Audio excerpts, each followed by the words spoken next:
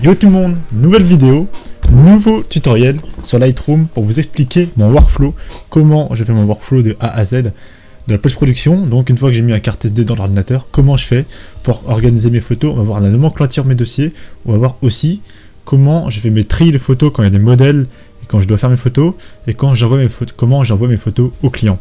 Donc plein de choses à voir, un petit tutoriel un petit peu long, mais qui va vous être utile dans tous les cas je pense. Vous allez pouvoir voir ma manière de travailler. Et puis c'est parti. Alors la première chose à faire déjà, c'est la nomenclature du dossier. C'est assez important. Donc moi comment je fais? Je vais créer un dossier au nom de mon appareil. Donc là c'est Fujifilm X-T2. Dans ce dossier, je vais créer un dossier pour chaque mois. Donc 01 janvier, 02 février, 03 mars, tout ça. En l'occurrence, ces 4 dossiers sont pour 2021, mais je joue tellement rarement qu'au final je peux me permettre de ne pas faire un dossier d'année dans ce dossier. Donc je fais juste des dossiers du mois. Donc nous ce qui me concerne là c'est février. Donc février, là j'ai fait un petit shoot pour ce tutoriel.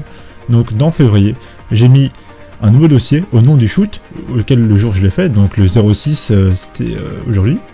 Et je l'ai appelé Soleil Fruit, vous allez voir pourquoi, parce qu'il y a des photos de fruits. Pour l'instant ce dossier est vide, je n'ai pas encore mis les photos, c'est dans la carte SD. Donc la carte SD est dans l'ordinateur. Une fois que la carte SD est dans l'ordinateur, vous pouvez aller dans Lightroom, importer. La carte SD va automatiquement se charger ici, ce sera ici que vous la voyez. Faites bien inclure les sous-dossiers, comme ça, même si vous avez shooté 2000-3000 photos, qu'il y a plein de sous-dossiers, vous verrez toutes les photos dans la carte SD. Et donc là, voilà, donc en l'occurrence, c'est pas la peine, j'en ai 21 des photos, donc c'est pas très utile, évidemment, mais c'est pour le tutoriel. Donc faites toutes désélectionner, et là, une par une, on va choisir les photos en fait qu'on veut garder. Toutes les photos qu'on va pas choisir, ce sera les photos qui seront supprimées. Et en fait, on va y supprimer donc toutes les ratés, hein, toutes les flous, les surex, celles qui servent à rien, celles du sujet mal foutu, enfin bref, tout qui sert à rien, tout ce qu'on ne veut pas garder, on va le supprimer. C'est important parce que la photo ça prend beaucoup de place et donc on va en profiter pour garder plus de place possible. Donc en fait on va appuyer sur P avec une main et avec l'autre main on va appuyer sur les flèches de droite et de gauche pour naviguer entre les photos. P ce sera pour garder la photo, vous voyez il est marqué inclure dans la sélection, dans l'importation. Si vous appuyez sur U, vous annulez cette sélection. Donc vous allez juste appuyer sur P et U quand vous le souhaitez. Donc celle-là je vais la garder, par exemple P, celle-là aussi, P, celle-là aussi, celle-là aussi, celle-là non, donc j'appuie pas. Celle-là aussi, hop, celle-là. Donc vous faites votre sélection des photos que vous souhaitez garder. Et par exemple celle-là elle est sur X, donc on va pas la prendre. Celle-là c'est un petit peu rien aussi, donc on va pas la prendre. Celle-là aussi, celle-là pourquoi pas, celle-là je peux la prendre, celle-là aussi, celle-là aussi. Ah, celle-là est mieux, donc on prend pas celle-là, on prend celle-là, voilà. Une fois que vous avez fait votre sélection, vous pouvez directement monter en haut et faire ajouter à la collection et créer une collection au nom du shoot qu'on vient de faire. Donc c'est 06 Soleil Fruit. Vous allez voir l'importance des collections après, c'est vraiment archi bien. Donc là en fait dès qu'on aura fini d'exporter cette sélection, enfin d'importer plutôt cette sélection, ça va aller dans la collection du Soleil Fruit. Vous allez voir c'est super pratique d'avoir tout catégorisé. Et enfin une fois que vous avez fait ça, vous descendez un petit peu et dans destination, ici, alors il faut bien voir copier au format DNG ici et pas déplacer et ajouter, il faut bien copier au format DNG, vous allez voir l'importance. Et ici vous faites clic droit, nouveau dossier, et vous allez sélectionner votre dossier de shoot. Donc moi c'est dans février, voilà, Soleil Fruit, sélectionnez un dossier. Et là, hop, ça vous le charge ici, et toutes les photos vont aller dans le dossier, pas la peine de les glisser manuellement. Et là, une fois que c'est ça, vous faites importer. Donc là, on va attendre un peu, hein, ça va charger les photos. Donc je vais vous expliquer le format DNG, qu'est-ce que c'est? C'est le format RAW en fait d'Adobe.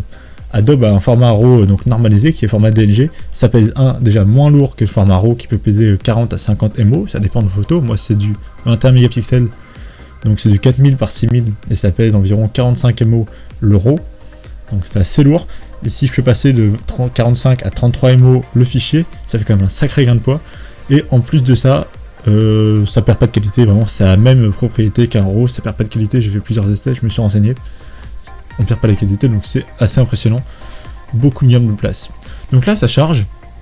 Donc évidemment il y a l'importation des photos, mais il y a aussi la conversion en format DNG qui va se faire, donc ça peut prendre un peu de temps, en l'occurrence on n'a pas beaucoup de photos, donc c'est super rapide.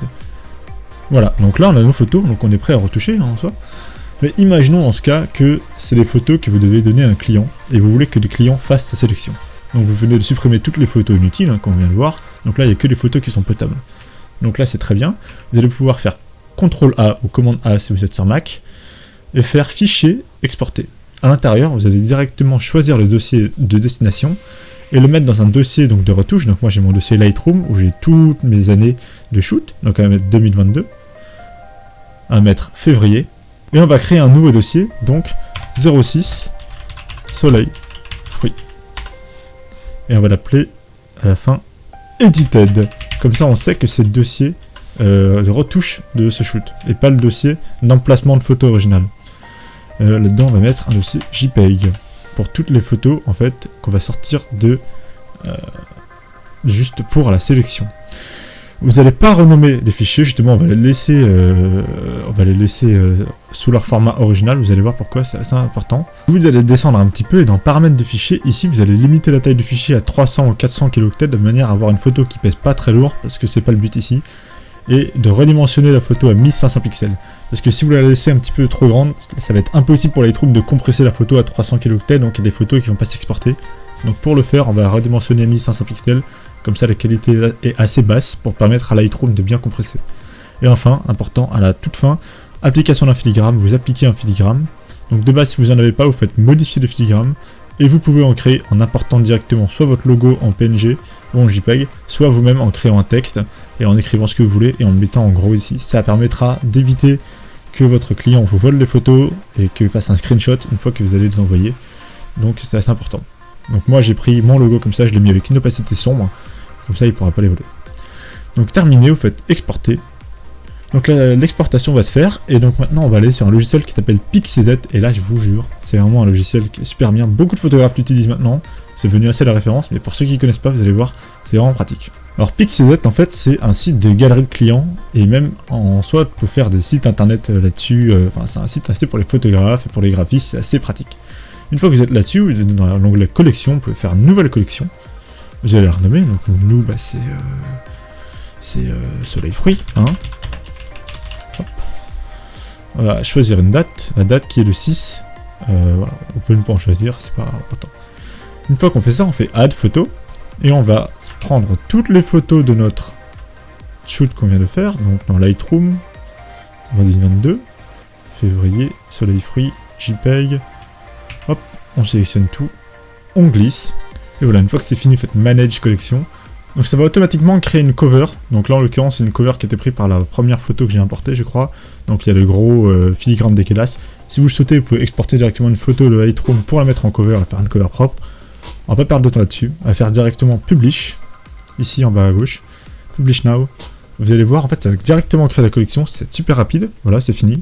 On peut créer donc un lien ici qu'on peut envoyer au client, et voilà, donc là, imaginons que ce soit nous le client, on va sur cette galerie.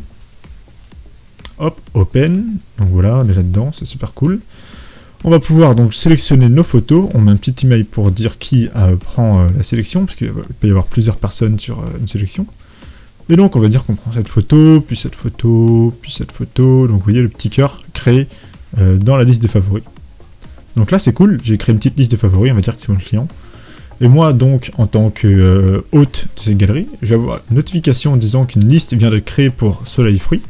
Donc je clique dessus, donc je vois qu'il y a mon mail, donc je sais qui est la personne à qui je peux envoyer les photos, combien de photos il y a. Et ici, sur 3 petits points, vous allez voir, c'est là l'importance, Lightroom Copy List. Et là, en fait, vous allez directement pouvoir copier le numéro des photos. Donc là, c'est super important, vous allez les copier. Et quand vous allez retourner dans Lightroom, ici, vous avez un petit onglet texte. Alors, veillez à bien être dans la catégorie bibliothèque. Allez dans texte. Ici, vous faites coller. Ici, vous faites contient. Et pas contient tout, c'est important. Et là, vous avez toutes les photos que votre client a sélectionnées. Ça vous permet d'éviter d'aller dans les dossiers et sélectionner photo par photo en regardant le numéro qu'il a choisi et tout. C'est vraiment plus pratique.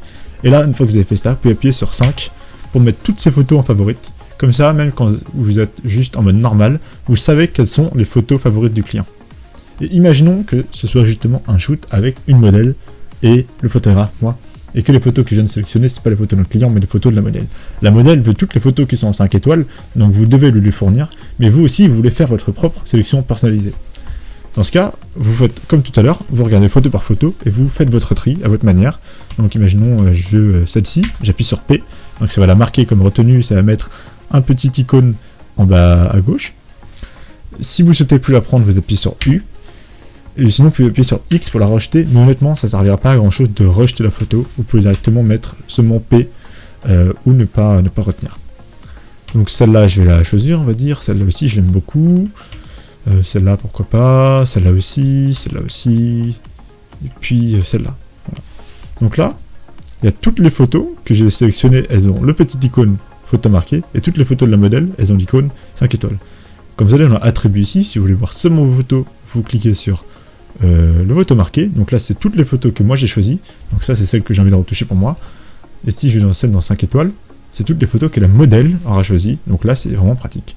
Et si on veut savoir quelles sont les photos les plus importantes, on clique également sur 5 étoiles et petit drapeau. Et là, on a toutes les photos en commun. Donc c'est en quelque sorte les photos les plus importantes. Donc là, je peux mettre limite une couleur, clic droit, libellé de couleur, rouge. Et là, je sais que les photos rouges, du coup, sont les plus importantes photos à retoucher du shoot. Donc c'est comme ça que je procède. C'est vraiment important. Parfois, j'ai fait des shoots, s'il y a 2 modèles, 3 modèles, chacun a sa sélection, donc chacun a sa couleur, chacun a ses étoiles. Moi, j'étais sur mon petit drapeau pour moi, parce que c'est mon habitude. Et donc, comme ça, je sais qui veut les photos de qui. Je sais que voilà, il y a des photos en commun qui sont plus importantes, qu'il faut que tu mettes un peu plus de travail dessus. Donc voilà, donc ça c'est assez pratique dans Lightroom, et honnêtement je trouve que beaucoup de logiciels de retouche ne permettent pas ça. C'est pour ça que j'aime beaucoup Lightroom, parce que les logiciels de retouche sont assez limités à ce niveau. Maintenant, l'importance des collections, on l'a vu au début, j'ai failli passer à côté. Notre shoot est rentré dans la collection Soleil Free qu'on vient de créer juste ici. Donc quand on va dedans, on a toutes les photos. Et pour créer ça de manière plus méthodique, on peut directement faire clic droit, créer un ensemble de collections qu'on va appeler 02 février, enfin quoi qu'on peut juste l'appeler février, pas la peine parce que comme vous voulez, février, et on peut glisser cette collection dans l'ensemble de collections, et voilà, donc comme on est en 2 février, on aura tous les shoots de février. C'est vraiment important je trouve, parce que regardez, quand on va dans octobre par exemple, j'ai fait beaucoup de shoots pour Alison, dans octobre j'ai un ensemble de collections d'un gros shoot, où là-dedans j'ai tous les petits shoots qui sont concentrés. Et donc voilà, c'est super important parce qu'une fois qu'on sait dans quel shoot on veut aller, on s'en souvient de la date en général. Donc je sais quelle photo je veux retoucher, donc là c'est toutes les photos que je veux retoucher, là c'est toutes les photos que j'ai en commun avec Alison, et là c'est toutes les photos que Alison a choisies en All Star, et là c'est toutes les photos qu'elle a choisies basiques, en 3 étoiles pardon. Donc voilà, donc il y a plein de manières en fait à vous de trouver votre truc qui marche. Honnêtement c'est vraiment super pratique, donc il y a plein de manières de faire votre sélection. Donc voilà, j'espère que ça vous a plu comme petit tuto, c'était cool, c'était rapide, c'était concis, j'espère, pour vous. Dites-moi ce que vous en pensez en commentaire, parce que le workflow Lightroom, c'est un truc qui peut dépendre un petit peu de chaque personne, donc c'est important d'avoir votre avis. J'espère que ça vous a plu, n'hésitez pas à me dire ce que vous en pensez en commentaire, à me proposer aussi des idées de tutoriels, j'en prends plein, c'est très utile. Prochain tutoriel sur la comparaison entre Black Promised et le Cinebloom, 2 filtres de qualité. Et donc voilà, je vous dis à la prochaine, et ciao.